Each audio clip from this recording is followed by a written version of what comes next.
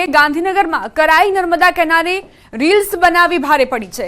Reels બનાવતી યુવતીનું પગ લપસતા નર્મદા કેનાલમાં પડી યુવતીને બચાવવા બે યુવકો પાણીમાં પડ્યા। કેનાલમાં પડવાના કારણે એક યુવકનું મોત થયું છે। અન્ય યુવકની શોધખોળ હાથ ધરાઈ। યુવતીને કેનાલમાંથી સલામત રીતે બચાવી લેવાઈ છે। સહી સલામત રીતે યુવતી બચાવી લેવામાં આવી છે। સતત 2 દિવસથી યુવકના મૃતદેહને શોધવાની કામગીરી ચાલુ હોવા છતાં પણ સફળતા નથી મળી। એક વ્યક્તિ ગીર સોમનાથનો હોવાનું સામે આવ્યું।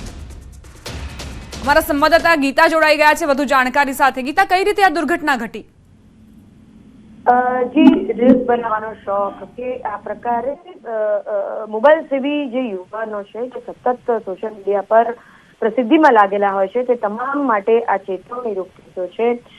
ગાંધીનગરની જે યુવતી કરાઈ ખાતે આવેલી નર્મદા કેનાલ રીલ્સ બનાવી રહી હતી ને રીલ્સ બનાવતા દરમિયાન તેનો પગ લપસી જતા તે નર્મદા કેનાલમાં પડી હતી। તેને ડૂબતા જોઈને બે યુવાનો જે ત્યાંથી રાહદારી હતા, પસાર થઈ રહ્યા હતા, તે પણ એને બચાવવા માટે પાણીમાં પડ્યા, પરંતુ યુવતીને તો બચાવી લેવાઈ પરંતુ અન્ય બે યુવાનો જે તેને બચાવવા માટે પડ્યા હતા તે પાણીમાં ગરકાવ થઈ ચૂક્યા છે।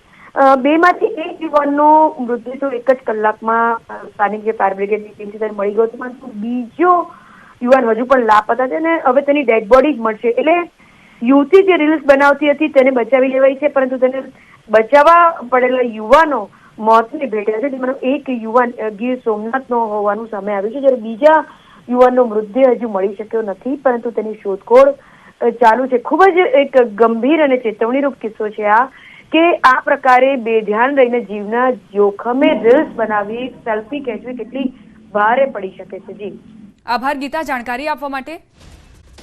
વલસાડના ધરમપુરમાં હરણ જોવા લોકોમાં કુતૂહલ સર્જાયું। ધરમપુરના ભેંસધરા ગામના બંધ અવાવરૂ કુવામાં હરણ જોવા મળતા લોકોએ વન વિભાગને જાણ કરી। બંધ કુવામાં પડેલા હરણને વન વિભાગે રેસ્ક્યુ કર્યું।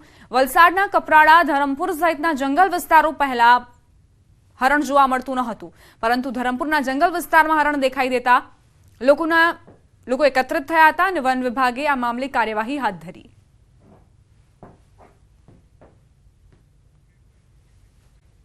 હવે આગળ વાત કરીએ રાજકોટના ધોરાજીમાં પાણીની પાઇપલાઇનમાં ભંગાણ સર્જાતા રસ્તા પર ચોમાસા જેવો માહોલ જોવા મળ્યો।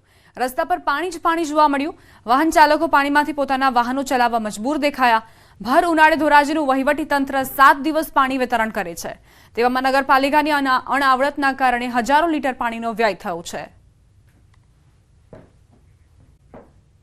કચ્છ અબડાસા તાલુકાના ભાંગોળી વાંઢમાં સરકારી જમીન પરના દબાણ તંત્ર દ્વારા દૂર કરાયા। વાંઢમાં આવેલી 2 દરગાહ, પાણીના 2 ટાંકા તેમજ કાચા ઓટલા સહિતના દબાણ જેસીબીએ તોડી પાડ્યા। હાજીપીરની દરગાહ, નાગેશા પીરની દરગાહ, વલ્લભી પીરની દરગાહ, મામાદેવનું મંદિર દબાણ દૂર કરાયું છે। સરકારી જમીન પર આવેલા ગેરકાયદે બાંધકામોનું વહીવટી તંત્ર તથા પોલીસ બંદોબસ્ત સાથે દબાણ દૂર કરાયા।